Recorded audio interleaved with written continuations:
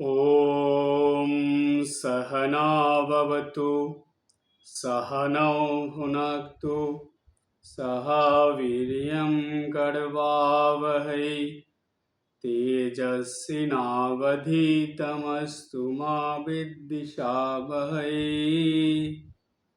ॐ शान्ति शान्ति शान्तिः।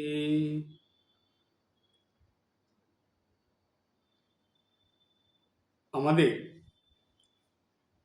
কঠোপনিষদের কঠিন কথা সহজভাবে আলোচনার এই যে ধারাবাহিক ক্লাস, এই ক্লাস অনেক দিন ধরেই চলছে, সপ্তাহে একদিন করে এই আলোচনার ক্লাস হয়।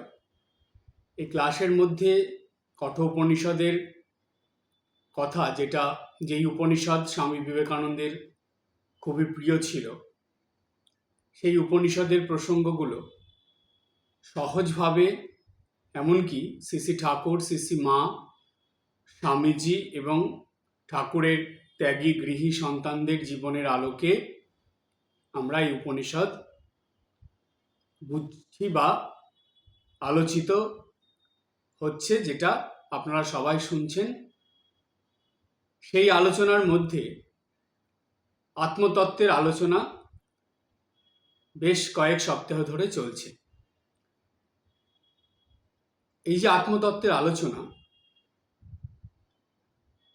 এই আলোচনায় আমি আপনাদের বেশ কয়েকবার বলেছি যে আত্মা আমরা শুনি, কিন্তু সেই আত্মা সম্বন্ধে বোঝা এবং চিন্তা করা একটু কঠিন। কারণ হলো, এটা আমাদের সাধারণভাবে এই শব্দটা আমরা খুব বেশি শুনি না, শুনলেও এটা নিয়ে যেই কথাগুলো আমাদের কানে আসে সেগুলো যেন মনে হয় আমাদের কাছে অজানা বা আমাদের থেকে অনেকটা দূরে কিছু একটা, যেটার কাছে পৌঁছানো আমাদের দ্বারা সম্ভব নয় বা আমরা পৌঁছাতে পারবো না। বিশেষ করে সংসারী ভক্তদের কাছে এটা খুবই কঠিন মনে হয়। সেই ক্ষেত্রে আমি বলেছিলাম যে আত্মা এই শব্দটা সরিয়ে আপনারা ঈশ্বর বা ভগবান এটা বুঝবেন। যে আত্মা, তারই সেই ঈশ্বর, সেই ভগবান, সেই আপনার ইষ্ট। অর্থাৎ আত্মা, পরমাত্মা, ঈশ্বর, ভগবান, ইষ্ট, এই কথাগুলো একই রকম। আত্মা বলতে যেটা বোঝায় সেটা আপনাদের পরিষ্কার বলি।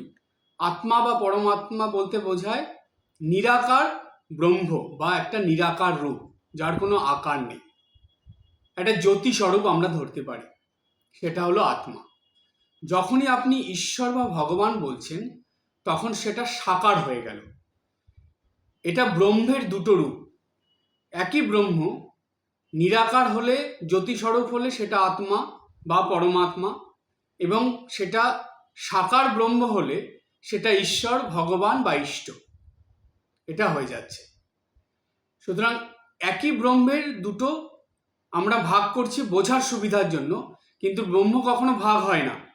কিন্তু ভক্তদের বা এই জগৎবাসীর কল্যাণের জন্য সেই জ্যোতিস্বরূপ আত্মা বা ব্রহ্ম সে অবতার হয়ে বা মনুষ্য শরীর ধারণ করে এই পৃথিবীতে আসেন, লীলা করেন। তখন তাকে আমরা সাকার ঈশ্বর বলি বা ভগবান বলি। আর এই যে সাকার ঈশ্বর বা ভগবান, এই বিভিন্ন রূপে তারা আছেন। রাম রূপে, কৃষ্ণ রূপে, বুদ্ধ রূপে, যিশু রূপে, রামকৃষ্ণ রূপে, বিভিন্ন রূপে তারা আছেন। এবার যার যাকে ভালো লাগে বা যারা দীক্ষা পেয়েছেন, গুরু যাকে যেই মন্ত্র দিয়েছে সেখানে যে ভগবানের নামটা থাকে, সেই ভগবান বা সেই ঈশ্বরই হলেন সেই শিষ্যের বা সেই ভক্তের কাছে ইষ্ট। তাকে ইষ্ট বলা হচ্ছে। সবার ইষ্ট একরকম হবে না বা একই জন হবে না, নাম আর রূপের ভেদ থাকবে।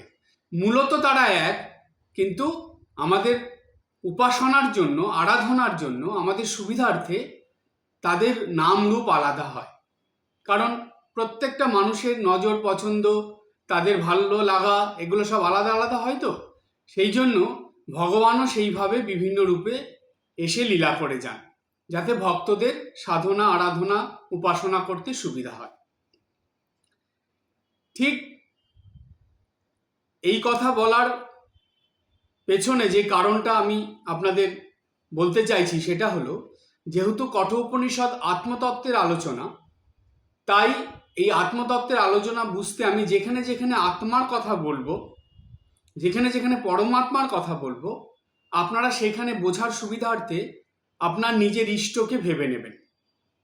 যদি ইষ্টকে ভাবতে না পারেন, তাহলে আপনি যেই দেবতা বা দেবীকে খুব ভালোবাসেন সেই ভগবানের কথা বা সেই দেবতার কথা দেবীর কথা ভেবে নেবেন ওই জায়গাটায়।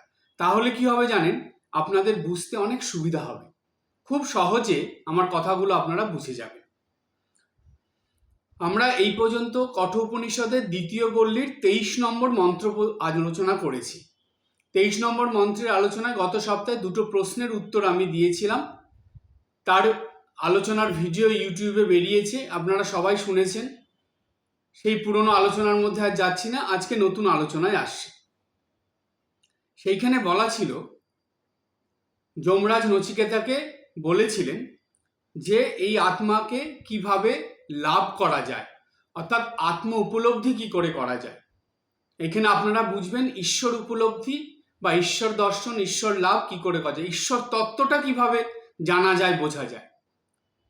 অনেক মানুষ দেখবেন এই জগতে ঈশ্বরের সাধনা আরাধনা উপাসনা এগুলো করতে থাকে, করেও, কিন্তু তাদের এত চেষ্টার পরেও সামান্য কিছু তারা হয়তো বুঝতে পারে বা সামান্য উন্নতি তাদের জীবনে আসে।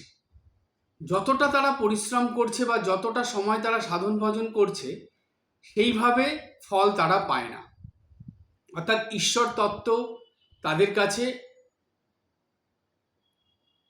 পরিষ্কার হয় না। তারা ঈশ্বর দর্শন করবে এটা তাদের মনে থাকে, কিন্তু কেমনভাবে জীবনযাপন করলে, কেমনভাবে দৈনন্দিন জীবন পথে এগিয়ে চললে ঈশ্বর দর্শন খুব তাড়াতাড়ি হয়, এ জীবনে ঈশ্বর উপলব্ধি হয়, সেই পদ্ধতিটা তারা জানে না। সবাই যে জানে না তা না। কেমন দেখুন আশ্চর্যের ব্যাপার, অনেক মানুষ জানে কিন্তু জেনে শুনে তারা সেই পথ অবলম্বন করে না বা সেইভাবে জীবনযাপন করে না। অনেকে অর্ধেক জানে, অর্ধেক জানে না, অনেকে একদমই জানে না। এইরকম 3 রকমের মানুষ থাকে। এক রকমের মানুষ আছে যারা কিছুই জানে না, তারা সাধন ভজন করছে, সব কিছু করছে, কিন্তু তারা জানে না যে কিভাবে করলে ঈশ্বর উপলব্ধি, ঈশ্বর দর্শন বা ঈশ্বরের তত্ত্ব ঠিকভাবে জানা যাবে, বোঝা যাবে, সহজে আমরা ঈশ্বর উপলব্ধি করতে পারবো, সেটা তারা জানে না। কিছু মানুষ আছে তারা জানে কিন্তু কিছুটা জানে, বলা হয় অর্ধেক জানলো বা অর্ধেকের বেশি জানলো, সম্পূর্ণটা জানে না। আর কিছু মানুষ আছে তারা জানে, প্রায় সম্পূর্ণটাই জানে, কিন্তু তবুও তাদের ঈশ্বর দর্শন ঈশ্বর উপলব্ধি হচ্ছে না। কেন? কারণ তারা সেইভাবে জীবনযাপন করে না। এবার প্রশ্ন হলো, কিভাবে জীবনযাপন করলে, কেমনভাবে দৈনন্দিন জীবনে চললে, কি কি স্বভাব বা গুণ মানুষের মধ্যে থাকলে সেই মানুষ যেই পরিস্থিতিতে, যেই পরিবেশে, যেখানেই থাকুক না কেন, সে সংসারে থাকুক, সে সংসারের বাইরে থাকুক, ত্যাগের জীবন যাপন করুক বা সংসারী জীবন যাপন করুক, যেখানেই থাকুক, সে তো ভক্ত মানুষ। সেই ভক্ত তার কেমনভাবে চললে বা কি কি গুণ তার মধ্যে থাকলে, কেমন মনোভাব নিয়ে দৈনন্দিন জীবনযাপন করলে তার ঈশ্বর উপলব্ধি তার কাছে সহজ হয়ে উঠবে, ঈশ্বর দর্শন তার কাছে কঠিন মনে হবে না, ঈশ্বর তত্ত্ব সে সহজে বুঝতে পারবে। এমন কি আছে? নিশ্চয়ই তো কিছু থাকবে। কেননা আমাদের হিন্দু শাস্ত্র, সারা পৃথিবীতে যত শাস্ত্রগ্রন্থ আছে তার মধ্যে আমাদের হিন্দু শাস্ত্র সব থেকে সেরা, অর্থাৎ সব থেকে শ্রেষ্ঠ।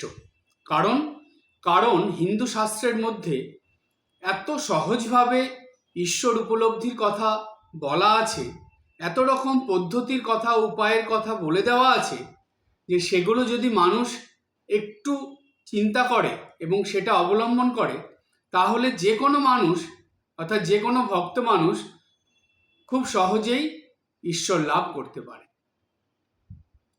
কিন্তু দুঃখের বিষয় হলো মানুষ সেগুলো করে না। সেই দেখুন, আজ থেকে কত হাজার বছর আগে এই উপনিষদ, সেই সত্যযুগে, সেই সময় মুনি ঋষিরা বলেছিলেন।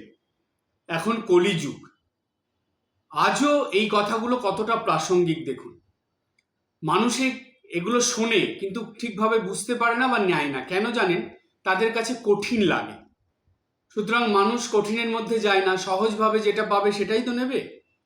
তো আজকে এই উপনিষদের কথা, যেটা স্বয়ং যমরাজ, তিনি তো একজন দেবতা ছিলেন, সেই দেবতা তিনি নচিকেতার মাধ্যমে এই জগৎ সংসারের সকল মানুষের জন্য, বা বিশেষ করে সাধনা আরাধনা উপাসনা যারা করেন সেই সব ভক্ত মানুষদের জন্য যে কথাগুলো বলে গেছেন, সেগুলো শুনতে কঠিন কিন্তু একটু বুঝলে খুব সহজ।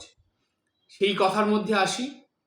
এর আগে তিনি নচিকেতাকে বলেছিলেন, অর্থাৎ যমরাজ নচিকেতাকে বলেছিলেন যে কি উপায় অবলম্বন করলে ঈশ্বর উপলব্ধি করা যায় বা ঈশ্বর লাভ করা যায়, কি কি মানুষের মধ্যে থাকলে মানুষ শত চেষ্টা করেও ঈশ্বর উপলব্ধি করতে পারবে না। সেই সব নানা রকম সাবধান বাণী, কথা, পদ্ধতি সব বলেছেন। এইবার কি বলছেন?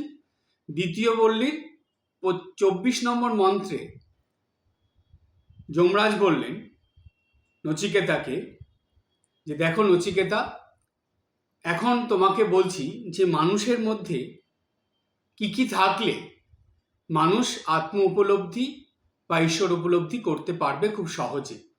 কিন্তু এগুলো যদি না থাকে, মানুষ যদি এগুলো অর্জন না করে, সে শত চেষ্টা করেও আত্ম উপলব্ধি বা ঈশ্বর উপলব্ধি কখনোই করতে পারবে না। সে আত্মতত্ত্ব বুঝতেই পারবে না, উপলব্ধি তো দূরের কথা। ঈশ্বর তত্ত্ব, আত্মতত্ত্ব বুঝলে তবে উপলব্ধি করা যায়। এটা কেমন জানেন? একটা উদাহরণ দিই। ধরুন আপনি পান খেয়েছেন, পানের মধ্যে অধিক চুন ছিল, যার ফলে কি হয়েছে, আপনার মুখ, বলে না পান খেয়ে মুখ পুড়ে গেছে। মুখ পুড়ে গেছে মানে চুনের তেজে আপনার মুখের স্বাদ নষ্ট হয়ে গেছে। এবার আপনাকে যত ভালো জিনিসই দেয়া হোক না কেন, আপনি খেয়ে সেটা স্বাদ কিছুতেই বলতে পারবেন না। কারণ আপনার মুখের মধ্যে যার দ্বারা আপনি স্বাদটা বুঝবেন সেটাই নষ্ট হয়ে গেছে। ঠিক তেমনি একই জিনিস দেখুন, সংসারে থেকে থেকে বিষয়, সংসার, এই সামাজিক জাগতিক এইসবের মধ্যে মন ক্রমাগত রেখে রেখে মন এমন হয়ে গেছে যে এইগুলোর দ্বারা মন পুড়ে গেছে। এবার মনের মধ্যে যত ভালো জিনিসই দেয়া হোক না কেন, মন আর সেগুলোর স্বাদ নিতে পারছে না, সেগুলো আর বুঝতে পারছে না। সেই জিনিসটা কেমন? যেমন পানের মধ্যে চুন দিলে মুখ পোড়ে, ঠিক তেমনি মনের মধ্যে কি কি থাকলে মন নষ্ট হয় সেই কথাই, বা জীবন নষ্ট হয় সেই কথাই যমরাজ বলছে। কি বললেন? বলছে না অবিরতঃ দুশ্চরিতাৎ না অসন্তঃ না সমাহিতঃ। খুব মন দিয়ে শুনবেন, প্রত্যেকটা শব্দ আমি খুব সহজভাবে ব্যাখ্যা করে করে বলবো, ভেঙে ভেঙে। আগে উচ্চারণগুলো করছি, সেগুলো খুব মন দিয়ে শুনুন। বললেন না অবিরতঃ দুশ্চরিতাৎ না অসন্তঃ না অসমাহিতঃ। প্রথম লাইন মন্ত্রের। দ্বিতীয় লাইনে বললেন না অসন্ত মনসঃ না অপিহি প্রজ্ঞানেন এনম আপনুয়াত। আমি কিন্তু মন্ত্রটা ভেঙে ভেঙে সন্ধি বিচ্ছেদ করে উচ্চারণ করলাম, যাতে আপনাদের বুঝতে এবং অসুবিধা হয়, শুনতেও সহজ লাগে, ভালো লাগে। আবার বলছি, ন অবিরতঃ দুশ্চরিতাৎ ন অসন্তঃ ন অসমাহিতঃ ন অশান্ত মনসঃ ন অপি হি প্রজ্ঞানেন এনম আপনুয়াত। মাথার উপর দিয়ে চলে গেল। এবার সহজভাবে বলি, ছন্দ করে মিলিয়ে মিলিয়ে বলছি। এই কথাটার বাংলা অর্থ হলো, সহজভাবে বললে, দুশ্চরিত্র, অশান্ত, অসমাহিত চিত্র যাহার, এরূপ মানুষ কভু না পায় সন্ধান তাহার। তাহার মানে ঈশ্বরের বা আত্মার। আবার বলি, প্রথম লাইনটার অর্থটা বললাম। প্রথম লাইনটা ছিল ন অবিরতঃ দুশ্চরিতাৎ ন অশান্তঃ ন অসমাহিতঃ। এটার বাংলাটা হলো, দুশ্চরিত্র, অশান্ত, অসমাহিত চিত্ত যাহার, এরূপ মানুষ কভু না পায় সন্ধান তাহার। দ্বিতীয় মন্ত্রের দ্বিতীয় লাইন ছিল ন অশান্ত মনসঃ না অপি হি প্রজ্ঞানেন এনম আপনুয়াত। এর বাংলা অর্থটা হলো, চরিত্রবান, শান্ত, সমাহিত হৃদয় সম্পন্ন যিনি, সেই জ্ঞানী মানব দ্বারা লভ্য হন তিনি। আবার বলি, চরিত্রবান, শান্ত, সমাহিত হৃদয় সম্পূর্ণ যিনি, সেই জ্ঞানী মানব দ্বারা লভ্য হন তিনি। তিনি মানে সেই ঈশ্বর বা আত্মা। দেখেছেন বাংলাটা শুনলে কত সহজ লাগলো, তবুও সহজ হয়নি। এখন যখন এটা ব্যাখ্যা করে বলবো একের পর এক, তখন আপনাদের কাছে আরো সহজ হয়ে যাবে। এমনিতেই বাংলাটা শুনে অনেকটা সহজ হলো, আপনাদেরকে আরো সহজ করে বলছি। এটা কবিতার আকারে বললাম তো, এইবার এটাকে গদ্যের আকারে বলি। এখানে বলা হচ্ছে, অর্থটা হলো এই যে দুষ্ট ব্যক্তি আত্মাকে উপলব্ধি করতে পারে না, যার মন বশে নয়, ইন্দ্রিয় সুখভোগে মত্ত, অথবা যে নিজ কর্মের ফল আকাঙ্ক্ষা করে, এমন ব্যক্তি আত্মাকে উপলব্ধি করতে পারে না। কেবলমাত্র জ্ঞানের দ্বারাই আত্মাকে লাভ করা যায়। এখানে আত্মা অর্থাৎ ঈশ্বর। তাহলে দেখেছেন এখানে যমরাজ দুটো লাইনের দ্বারা একটা মানুষের মধ্যে কি কি থাকলে সেই মানুষটা ঈশ্বরকে বা আত্মাকে উপলব্ধি করতে পারে, লাভ করতে পারে, সেটা বললেন। আর এগুলো যদি না থাকে সেই মানুষটার মধ্যে, তাহলে সেই মানুষটা শত চেষ্টা করেও ঈশ্বর উপলব্ধি বা আত্ম উপলব্ধি করতে পারবে না। শাস্ত্র বাক্য কখনো মিথ্যে হয় না। শাস্ত্র আমাদের কি করে, আমাদেরকে ক্রমাগত সাবধান করে দেয়। আর জানবেন, শাস্ত্র বাক্য শুধু ত্যাগী, সাধক সাধিকা, সাধু সন্ন্যাসী তাদের জন্য নয়। শাস্ত্র বাক্য সকল মানুষের জন্য, সব রকম মানুষের জন্য, সকল ভক্তদের জন্য, এমনকি অভক্ত মানুষদের জন্য। যে সেই শাস্ত্র বাক্যকে যেভাবে বুঝবে, যেভাবে গ্রহণ করবে, সে সেইভাবেই সেটা পালন করবে। কিন্তু এটা সবার জন্য বলা হয় না ইন জেনারেল, সবার জন্য।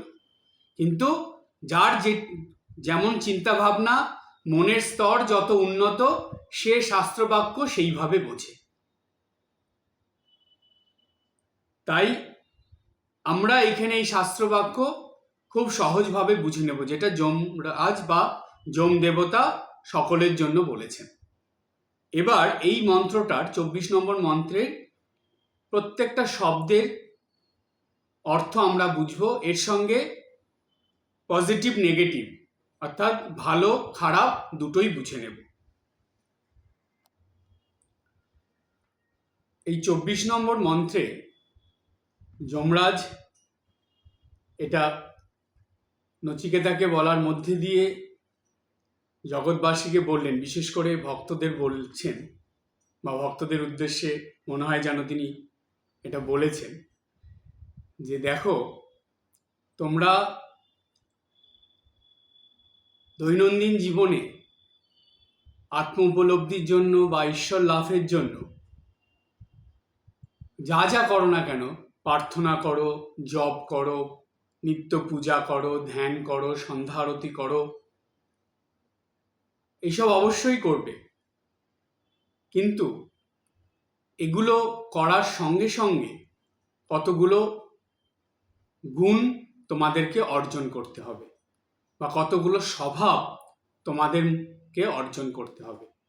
ওই স্বভাবগুলো বা ওই গুণগুলো তোমাদের মধ্যে যদি না থাকে তাহলে কেমন হবে সেটা আমরা পাই ঠাকুর শ্রী রামকৃষ্ণদেবের একটা গল্পের মধ্যে। ঠাকুর বললেন যে কয়েকজন চাষি মিলে একটা জমিতে সেই জল ধরে রাখার জন্য মাটি দিয়ে বাঁধ তৈরি করে দিল যাতে জমির থেকে জল বেরিয়ে না চলে যায়। কিন্তু তার মধ্যে একটা গর্ত ছিল যেটা দিয়ে চাষিরা তো তৈরি করে দিয়ে নিশ্চিন্ত যে না জল থাকবে, পরে সকালবেলা এসে দেখছে যে একটুও জল নেই, সব বেরিয়ে চলে গেছে। ওরা বুঝতে পারছে না, খুঁজতে খুঁজতে দেখলো যে একটা ছোট্ট গর্ত ছিল, সেখান থেকে সব জল বেরিয়ে গেছে। কেন ঠাকুর এটা বলেছিলেন, কি কারণে এটা বুঝিয়েছিলেন? কারণ সাধন ভজন জপ ধ্যান নিত্যদিনের সাধনা আরাধনা প্রার্থনা যাই আপনি করুন না কেন, সেগুলো নিয়ে আপনি সারাদিন কাটাচ্ছেন, সারাদিন থাকছেন। তো সারাদিন এগুলো করার পরেও দেখা যাচ্ছে যে আধ্যাত্মিক উন্নতি হচ্ছে না বা বেশিক্ষণ মন ঈশ্বরের দিকে দিয়ে রাখা যাচ্ছে না, আর যে উদ্দেশ্য নিয়ে এগুলো করা হচ্ছে সেই উদ্দেশ্য পূরণের দিকে চলা যাচ্ছে না। কি কারণ, কেন এরকম হচ্ছে? আবার অনেক সময় মিলানো যায় না। দেখবেন খুব অবাক লাগে, আপনি হয়তো জানেন এ খুব ভক্ত মানুষ, খুব সাধন ভজন করে বা নিত্যদিন পূজা পাঠ করেন, জপ করে অনেক, এগুলো হয়তো আপনি জানেন। কিন্তু তার এমন কিছু ব্যবহার বা এমন কিছু আচার আচরণ আপনি দেখছেন বা আপনার চোখের সামনে সেগুলো হলো যে আপনি তখন মিলাতে পারছেন না যে আরে এটা কি করে হয়, এইরকম মানুষ সেই কাজ কি করে করে ফেললো, সে এরকম কেন করছে। তার আচার আচরণ ব্যবহারে ঠিক বিপরীত ভাব ফুটে ওঠে। এগুলো কলিযুগে মানে বর্তমান সময়ে অহরহ দেখা যায়। তো কেন এগুলো হয়, সেই কারণগুলো কিন্তু আমরা এখন একে একে জানব। একটু মন দিয়ে শুনবেন, জোরকা ঝাটকা ধীরে সে লাগবে কিন্তু মনে, কিন্তু শুনবেন। এইটা হলো ওষুধের মতন, খেতে ইচ্ছা নেই তবুও খেলে উপকার হবে, শুনলে উপকার হবে, মন দিয়ে শুনবেন। যমরাজ বললেন, প্রথমেই বলে দিলেন যে দেখো নচিকেতা, এগুলো কেন হয় না জানো? তার কারণ ন অবিরতঃ।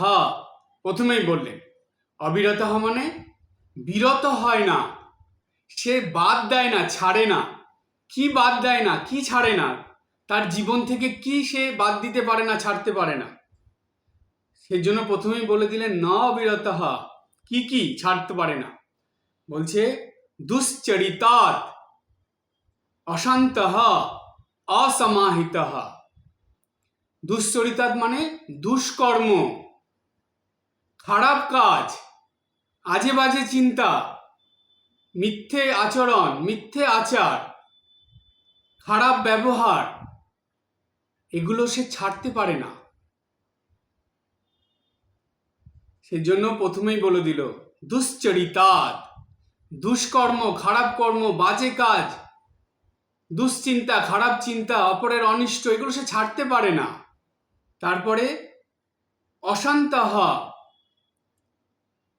সে শান্ত নয়, অশান্ত, অর্থাৎ কোথাও সে স্থিরভাবে থাকতে পারে না, শুধু ছুটোছুটি করছে, রেস্টলেস। বয়স হয়ে গেছে অনেক, তবুও সে শান্ত হতে পারছে না।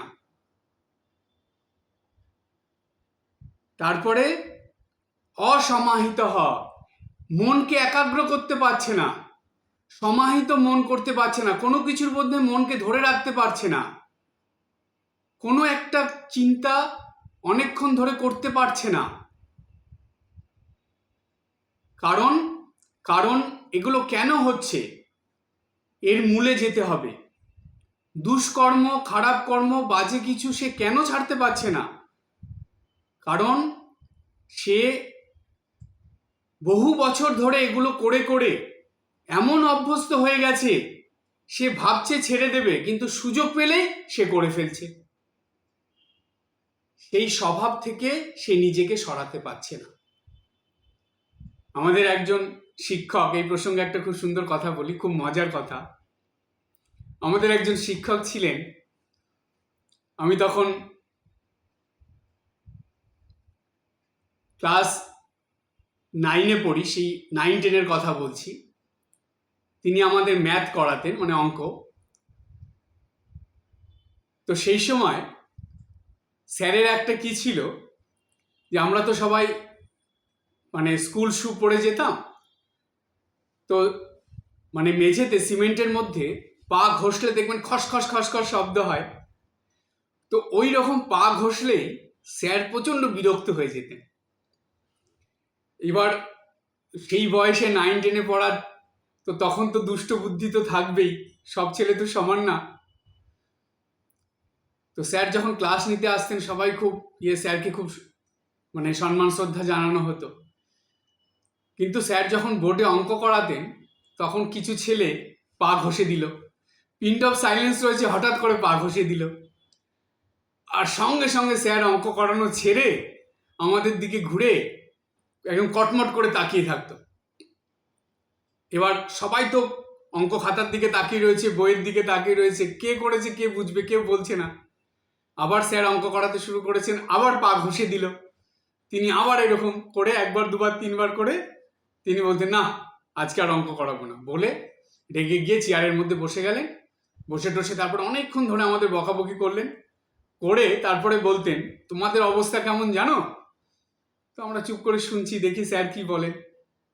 তো কোনো একটা ছেলে বলে দিল, কেমন স্যার আপনি বলুন। তো স্যার বলতো, তোমাদের অবস্থা হলো যে তোমরা এমন স্বভাব তৈরি করে নিয়েছো যে তোমাদের উদ্দেশ্যে আমাকে বলতেই হচ্ছে যে স্বভাবে করাই কর্ম, কি দোষ আমার। অর্থাৎ তোমাদের স্বভাবে এই কর্ম করাচ্ছে, আর তোমরা তো নির্দোষ হয়ে রয়েছো, যেহেতু আমি কিছু বলতে পারছি না তোমাদের, তাই তোমাদের এই স্বভাবে তোমরা এই কর্ম করবেই। আর কিছু বললেই বলবে, না স্যার আমি করিনি, তোমাদের দোষ নেই, তাই স্বভাবে করাই কর্ম, কি দোষ আমার।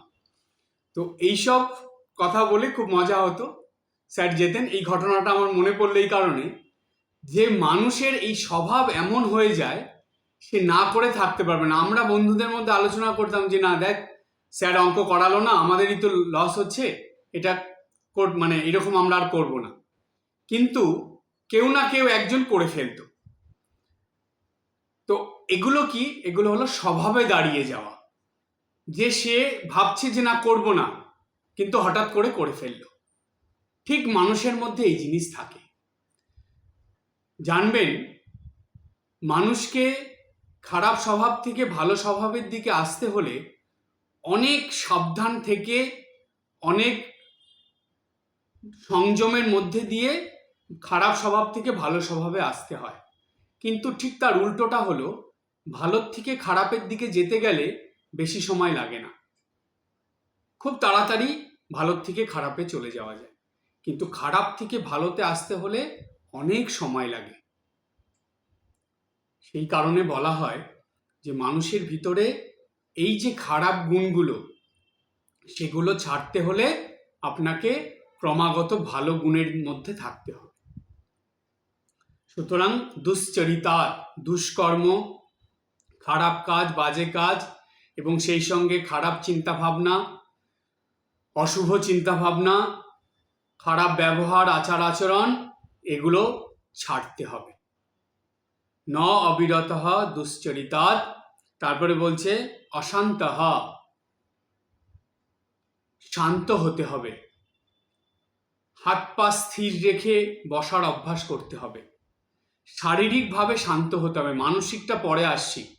মানুষ দুভাবে শান্ত হয়, একটা শারীরিকভাবে, একটা মানসিকভাবে। মানসিকটা পরের লাইনে বলছেন যমরাজ।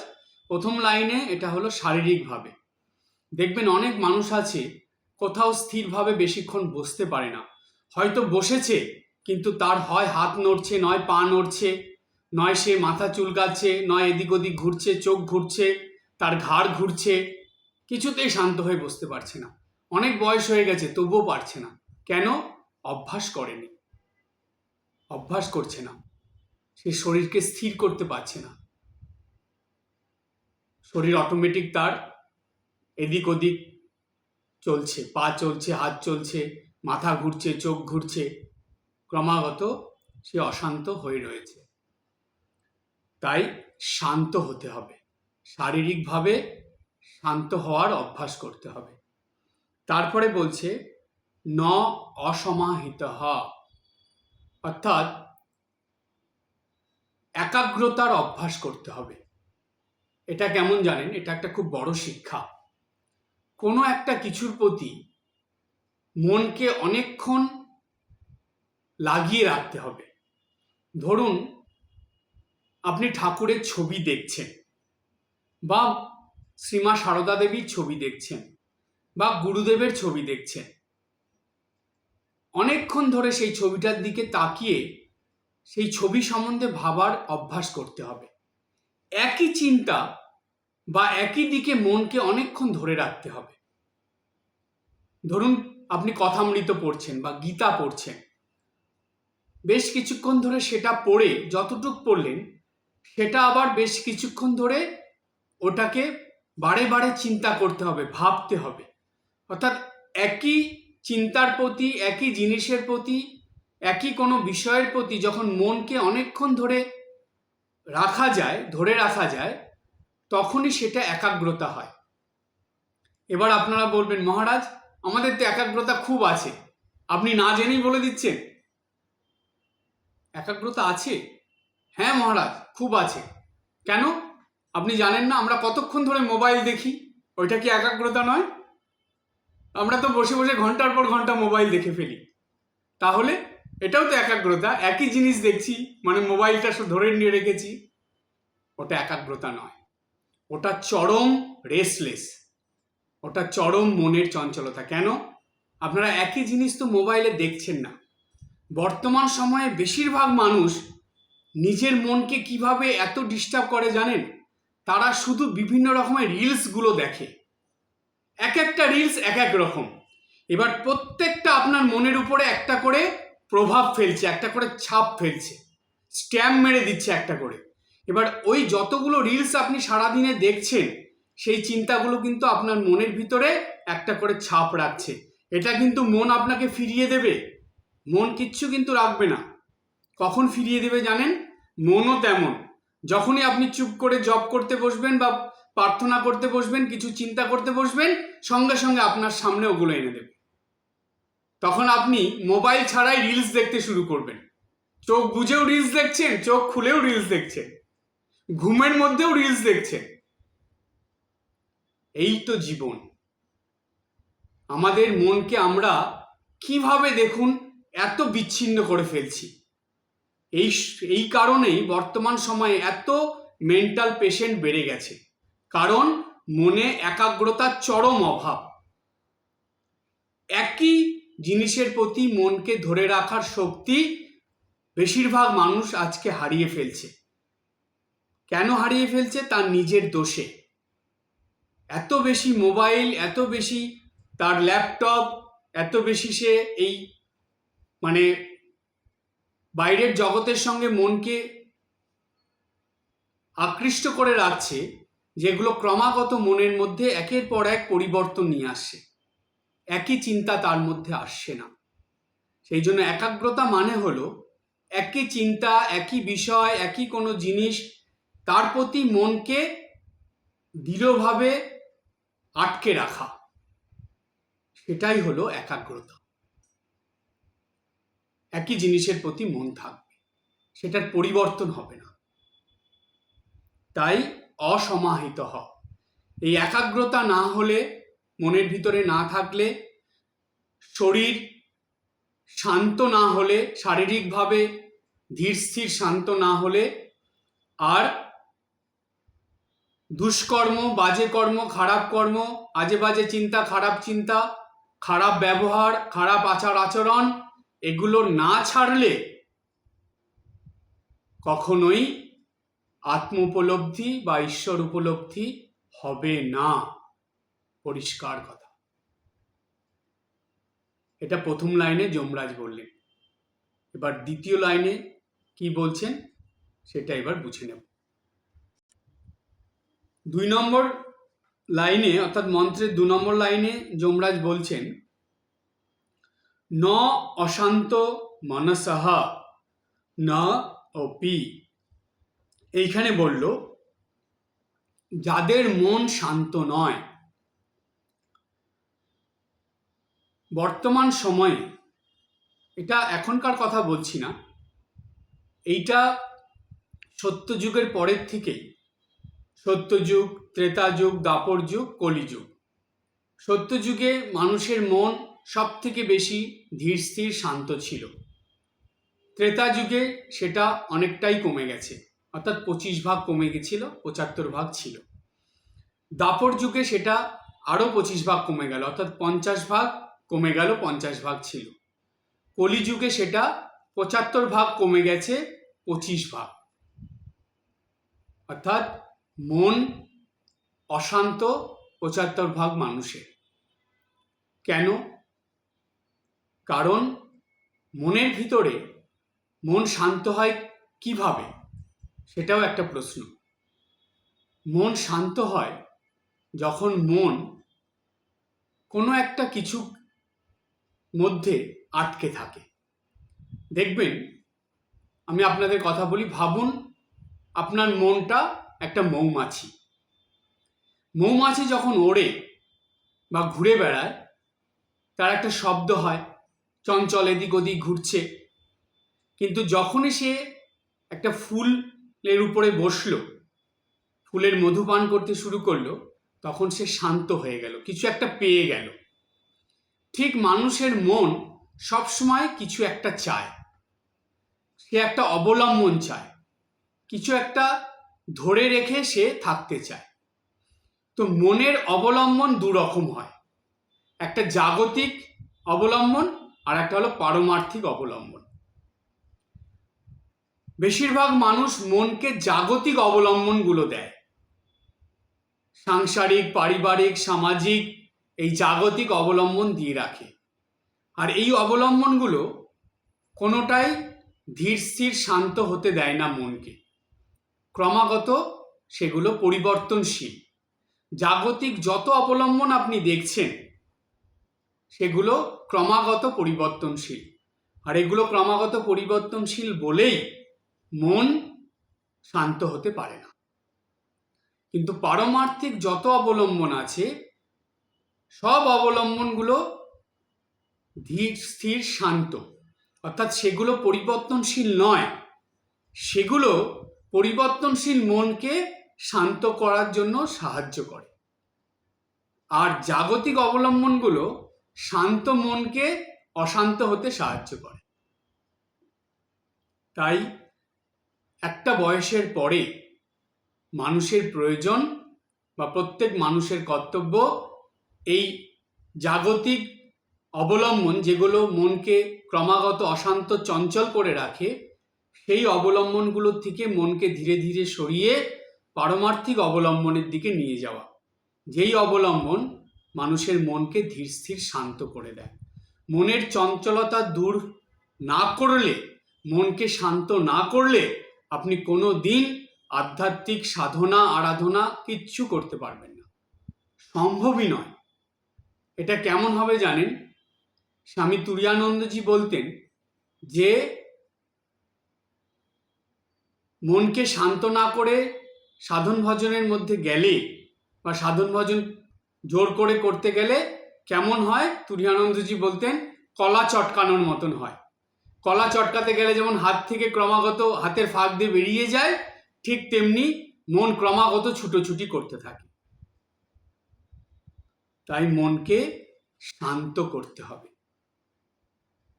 মনকে পারমার্থিক অবলম্বন দিতে হবে, তবে মন ধীর স্থির শান্ত হবে। ন অশান্ত মনসঃ ন অপি, অশান্ত মন থাকলে কি হয় বলছে, এইরকম মন অশান্ত থাকলে কখনো আত্মতত্ত্ব বোঝাই যাবে না, ঈশ্বর তত্ত্ব বোঝাই যাবে না। আর ঈশ্বর তত্ত্ব আত্মতত্ত্ব না বুঝলে আপনি ঠিকভাবে সাধন ভজন করতেই পারবেন না। ঈশ্বর উপলব্ধি তো অনেক দূরের কথা। তারপরে বলা হলো প্রজ্ঞানেনা এনম আপনুয়াত, বলছে জ্ঞানী মানুষরা তারা এই আত্মাকে উপলব্ধি করতে পারে, প্রজ্ঞাবান মানুষরা। এখানে প্রজ্ঞাবান মানুষ কাদের বোঝানো হয়েছে? প্রজ্ঞাবান মানুষ তারাই যারা দুষ্কর্ম করে না, যারা শারীরিক এবং মানসিকভাবে শান্ত এবং যাদের মন একাগ্র এবং যারা সাধন ভজনশীল, ধীর স্থির শান্ত হয়ে সাধন ভজন করতে পারে, অনেকক্ষণ ধরে মনকে ঈশ্বরের দিকে রাখতে পারে এবং যারা ক্রমাগত সৎকর্ম করে সৎ পথে জীবনযাপন করে, তারাই প্রজ্ঞাবান মানুষ। সেই জন্য বললেন প্রজ্ঞানেনা এনম আপনুয়াত, সেই প্রজ্ঞাবান মানুষরাই এই আত্মাকে উপলব্ধি করতে পারে বা ঈশ্বর উপলব্ধি করতে পারে। সম্পূর্ণ আলোচনার থেকে যেটা বোঝা গেল বা যেটা আমরা জানতে পারলাম যমরাজের কথার থেকে, যমরাজ যেটা বলতে চেয়েছেন সেটা হলো এই যে কায় মনোবাক্যে আমাদেরকে এইগুলো অর্জন করতে হবে এবং এইভাবে জীবনযাপন করতে হবে, তবে ঈশ্বর উপলব্ধি করা যাবে। আর এগুলো সংসারে থাকলেও করা সম্ভব, এগুলো অসম্ভব নয়। শুধু কি দরকার? শুধু দরকার শ্রীমা সারদা দেবীর জীবনের কতগুলো কথা বা ঘটনা, বিষয়, এগুলো মনে রাখা। আমি কথার মধ্যে আসি। মা যেগুলো বলেছেন সেগুলো তো মায়ের জীবনের মধ্যেই আমরা পাই। সবার প্রথমে মা বললেন যে ধৈর্য এবং সহ্য শক্তি থাকতে হবে, এটা আমাদের অর্জন করতে হবে। ধৈর্য শক্তি আর সহ্য শক্তি অর্জন করলে কি হবে? অর্জন করলে মানুষ কি করতে পারবে? তাদের দুষ্কর্ম থেকে নিজেকে রক্ষা করতে পারবে। সহ্য শক্তি, ধৈর্য শক্তি না থাকার ফলেই মানুষ ক্রমাগত দুষ্কর্ম, খারাপ কর্ম, বাজে কর্ম করতে থাকে, শারীরিকভাবে, মানসিকভাবে, সবভাবেই করে। তো সুতরাং মায়ের কথার থেকে আমরা এর সমাধান পেলাম, ধৈর্য এবং সহ্য শক্তি বাড়াতে হবে। দ্বিতীয়, শারীরিকভাবে শান্ত থাকার উপায় কি? শারীরিকভাবে শান্ত থাকতে গেলে সন্তুষ্টি আনতে হবে। যে কোনো পরিস্থিতিতে, যে কোনো পরিবেশে গিয়ে নিজেকে শান্ত রাখতে হবে। কিভাবে? সন্তুষ্টির দ্বারা। মেনে নিতে হবে, ঠিক আছে, যেটা পেয়েছি এটাই ঠিক আছে। এই যে মেনে নেওয়া বা মানিয়ে নেওয়া, এই দুটো খুব দরকার। তারপরে একাগ্রতা। সেইখানে মায়ের কথা কি আছে? মা বলছেন যে ধৈর্য সহ্য শক্তি থাকলে আর সন্তুষ্টি যদি আসে, তার ফলশ্রুতি হিসাবে মনে একাগ্রতা আসবে, অবশ্যই আসবে। মন কোনো কিছুর প্রতি আকৃষ্ট করার শক্তি তখন আপনার মধ্যে আসবে। এই তিনটে পালন না করলে এই একাগ্রতার শক্তি আসে না। তারপরে মনকে শান্ত রাখা। মন শান্ত করার জন্য সব থেকে সহজ উপায় কি জানেন? বা মনকে নিজের বশে রাখার জন্য সবথেকে সহজ উপায়, যার মন বশে থাকে তার মনই শান্ত থাকে। মনকে বশ করার উপায় কি? একটা রুটিনের মধ্যে, একটা নিয়মের মধ্যে জীবন যাপন করা, আর সেটা সৎভাবে জীবন যাপন করা। এই রুটিনের মধ্যে যেন আপনার সবকিছু পজিটিভ থাকে। ভালো কর্ম করব, ভালো আচরণ করব, ভালো কথা বলবো, শুধু আপনার প্রাত্যহিক রুটিনের মধ্যে ভালো এই শব্দটা যুক্ত করে নেবেন। যা করব ভালো। আমরা শুধু ভাবি ভালো খাবো, ভালো পড়বো, ভালো থাকবো, ভালোটা এইখানেই শেষ হয়ে যায়, তারপরে আর ভালোটা যায় না। তারপরে ভালোগুলো লাগাতে হবে তো। ভালো খাবো, ভালো থাকবো, এরপরে ভালোটা যায় না কেন? ভালো আচার আচরণ করব, ভালো কথা বলবো, ভালো বই পড়বো, ভালো ব্যবহার করব, এই এই ক্ষেত্রগুলোতে ভালোটা কেন আসে না? সব ক্ষেত্রে ভালো শব্দটাকে যুক্ত করতে হবে। তাহলে দেখবেন ধীরে ধীরে মন আপনার বশে এসে যাচ্ছে। আর সব কিছু যখন মনের ভিতরে পজিটিভ হবে, তখন জানবেন মন অবশ্যই আপনার বশে আসবে এবং মনকে আপনি শান্ত রাখতে পারবেন।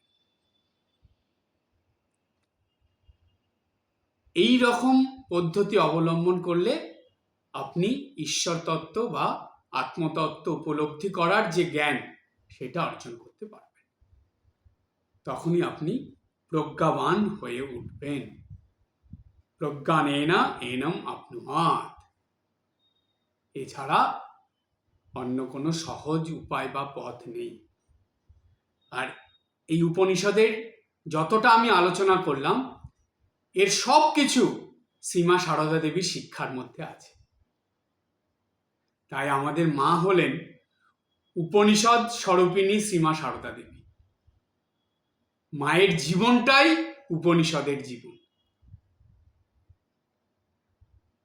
এই শিক্ষাগুলো সব মায়ের জীবন থেকে আমরা পাই। তাই কেউ যদি ঠিকভাবে মাকে ধরে মায়ের দেওয়া শিক্ষা নিত্যদিন নিজের জীবনে যতটা সম্ভব পালন করে চলতে পারে, তাহলে উপনিষদের যা বলা আছে সেগুলো সে অতি সহজেই অবলম্বন করতে পারবে এবং এই জীবনেই ঈশ্বর উপলব্ধি বা আত্ম উপলব্ধি করতে পারবে। আজকে এই পর্যন্ত। সবাই ভালো থাকবেন, হাসি খুশি আনন্দে থাকবেন। ওম শান্তি শান্তি শান্তি। হরি ওম তৎসৎ। শ্রীরামকৃষ্ণার্পণমস্তু।